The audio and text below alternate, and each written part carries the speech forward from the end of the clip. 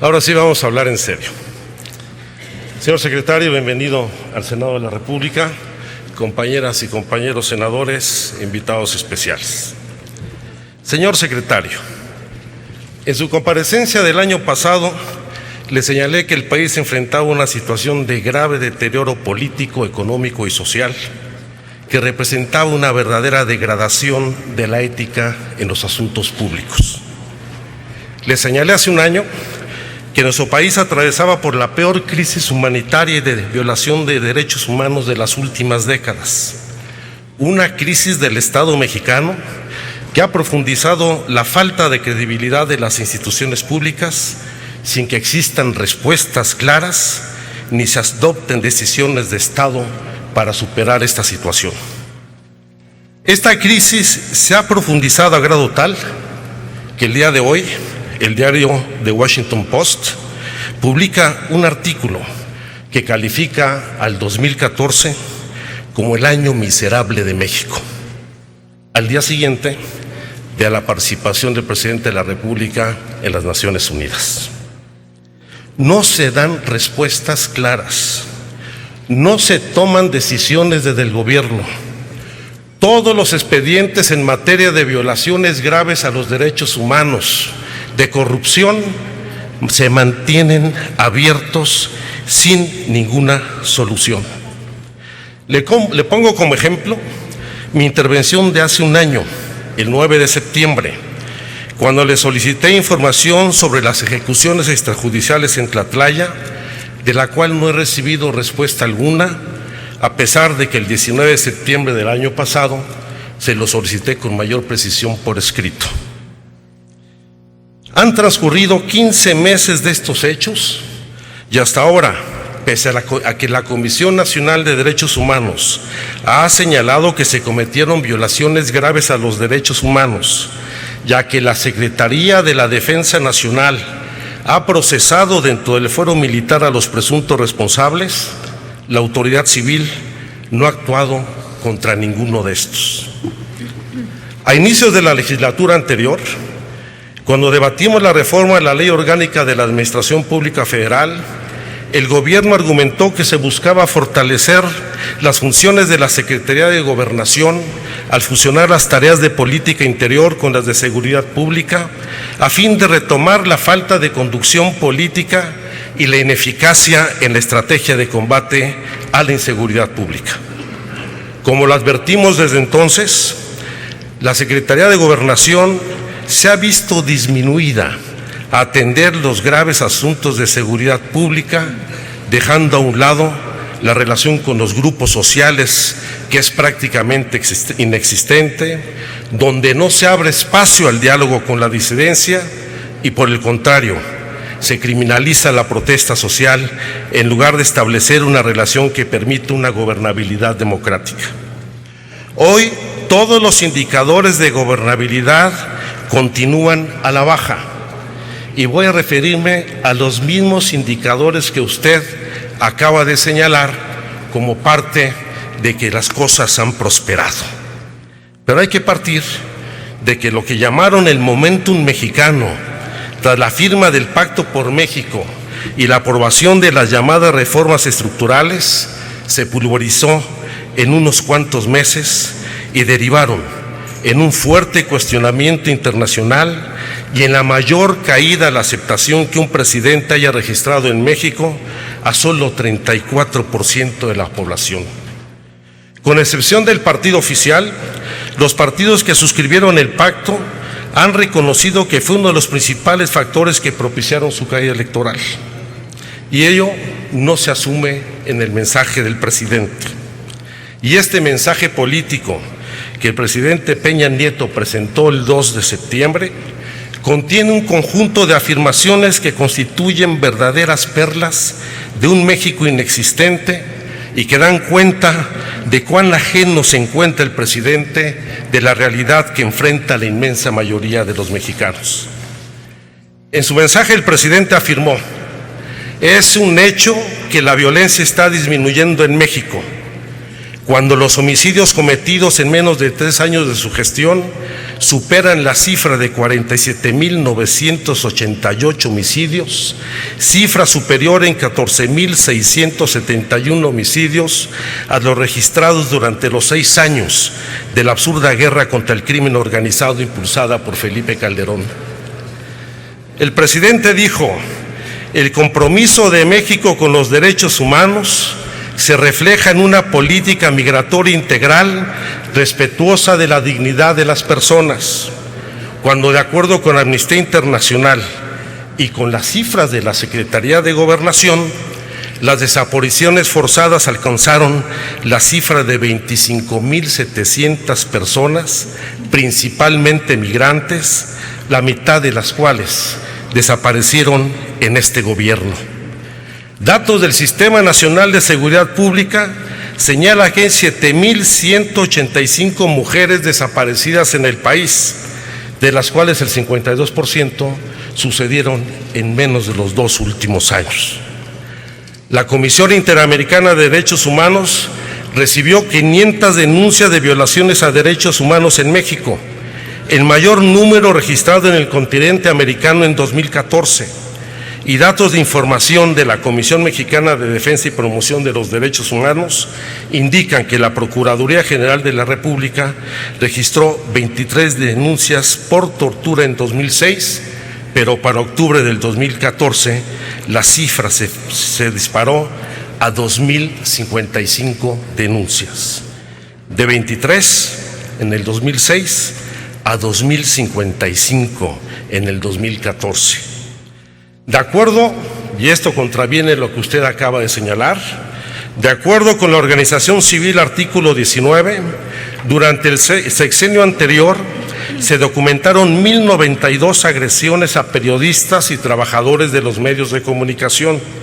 con un promedio anual de 182 ataques. En los 2 primeros años de este gobierno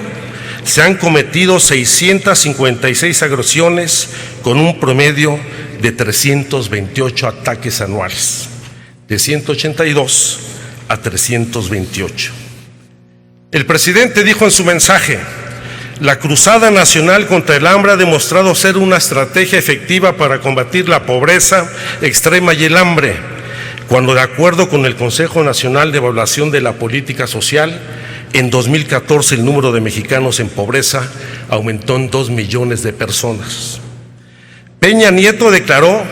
la aceleración de nuestra economía se debe al dinamismo del mercado interno a partir de un mayor consumo de las familias mexicanas, cuando la expectativa de crecimiento económico estimado para este año del 3% difícilmente superará el 2%, mientras el peso se sigue desplomando frente al dólar y el Banco de México solamente en 2014 perdió 10.240 millones de dólares de las reservas nacionales. Continúa la caída en el poder adquisitivo de los salarios. De 1987 a la fecha, el salario mínimo ha registrado una pérdida acumulada del 79.6%, y a lo largo de esta gestión el precio de la canasta básica aumentó en 20 pesos con 66 centavos, mientras el salario mínimo lo hizo solamente en 2 pesos con 53 centavos. Ahora la homologación entre la zona B y la zona A, que qué bueno porque no hay mexicanos de primera y segunda, solo representa un aumento de 1 peso con 82 centavos a los trabajadores, particularmente del México rural. Peña Nieto afirmó: ante la reducción de los ingresos petroleros, no vamos ni a aumentar impuestos ni a endeudar al país, cuando la deuda neta total del sector público ascendió a 7.979.000 millones de pesos, cifra superior en 2.087.000 millones de pesos al saldo registrado en 2012. Ahora, aunque la Secretaría de Hacienda ha negado que se trate de deuda, el gobierno pretende obtener en los próximos 3 años 50.000 millones de pesos a través de la colocación de bonos en la Bolsa Mexicana de Valores para financiar, con cargo al ramo 33, las obras de mantenimiento de 32.000 planteles educativos, lo que significará una merma en los ingresos de los estados y municipios, y los que se convertirán estos bonos en los bonos para la campaña del delfín presidencial. Lo mismo sucederá en la construcción del nuevo aeropuerto de la Ciudad de México, donde se pretende obtener los 6,000 millones de dólares que les faltan para lograr el proyecto a partir de especular con el desarrollo inmobiliario de las instalaciones y los terrenos del aeropuerto de la Ciudad de México. La voracidad entre la política y los negocios no tiene límite, llegando al extremo de utilizar a elementos del ejército mexicano para construir la barda perimetral del nuevo aeropuerto en Texcoco, lo que constituye una verdadera ofensa para nuestras Fuerzas Armadas. Primero, convierten a los soldados en policías y ahora los convierten en trabajadores de la construcción. Nuestros soldados no son albañiles y esa no es la función que les otorga la Constitución de nuestro país. En el Poder Judicial prevalece la corrupción y la impunidad. Se solapan los conflictos de interés, como lo acredita en la parafernalia que enmarcó el mensaje presidencial, donde la primera fila estuvo ocupada por los principales protagonistas de los escándalos presidenciales, los empresarios de IGA y de OHL, Armando Hinojosa y José Andrés de Oteiza, beneficiarios de los millonarios contratos y concesiones públicas, los propietarios de la Casa Blanca y la casa en el Club de Golf de Malinalco, como diciéndole a todos los mexicanos, háganle como quieran. El presidente dijo, esta nueva legislatura fue electa en una jornada electoral participativa que transcurrió en orden y normalidad democrática, cuando a lo largo del proceso electoral fueron asesinados 28 candidatos y dirigentes en 2 entidades del país. 16 ciudadanos más fueron muertos en Acapulco el día previo a la elección. Otros 4 asesinatos se registraron durante la jornada electoral en Guerrero, Oaxaca, Puebla y el Estado de México, y 2 días después fue asesinado Francisco López Livario en Iguala. La quema de casillas se extendió en los estados de Chiapas, Guerrero, Michoacán, Oaxaca y el Estado de México. Y en estos eventos resurgió el viejo México mágico,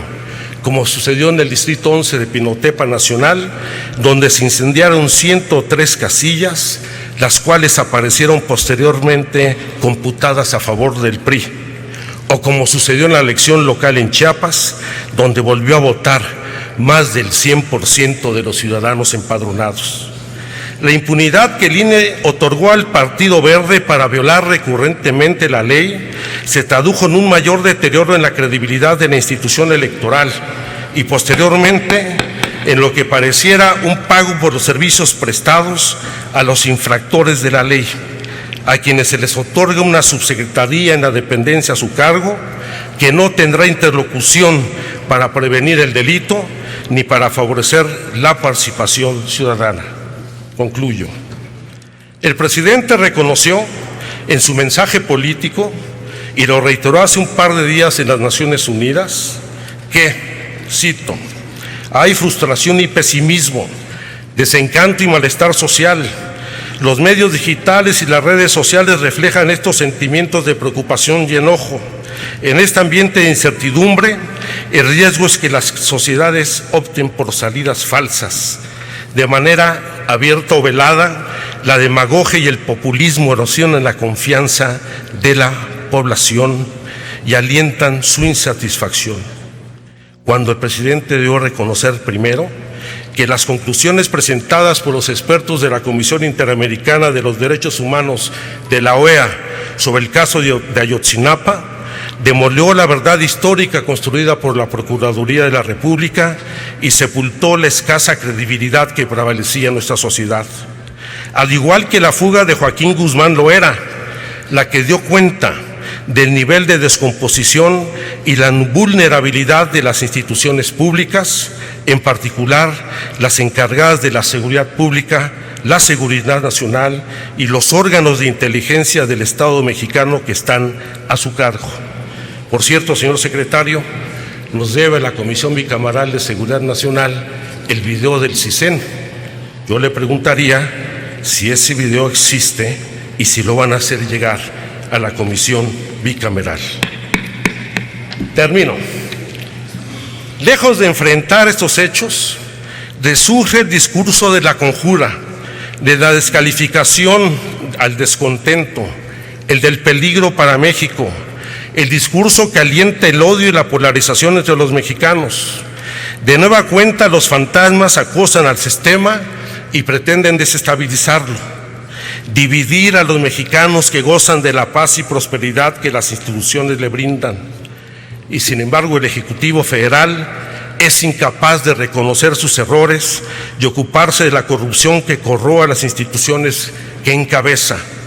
Para el gobierno en el que usted participa, el mal es ajeno a su desempeño, cuando en realidad el fantasma que recorre cada rincón de Palacio Nacional hasta sus cimientos es el de sus propios fracasos. Señor secretario, no se puede regresar a los tiempos de la Secretaría de Gobernación dedicada al control político y a la represión, menos ahora que, como nostalgia del pasado, como nostalgia del partido hegemónico, oficialmente se ha dado por terminada la sana distancia entre el presidente y su partido. El país necesita una Secretaría de Gobernación que haga política, que escuche a la sociedad y que establezca canales de interlocución para construir una gobernabilidad democrática, no un gobierno fundado en la manipulación mediática y que utilice el poder seductor del Estado para comprar conciencias. Reiteramos lo dicho hace un año: el país necesita un responsable de la política interior y de la inteligencia y la seguridad nacional, que tenga control sobre sus colaboradores. No necesita un jefe de la policía. Después de 3 años, creemos que es momento de rectificar el rumbo. Muchas gracias.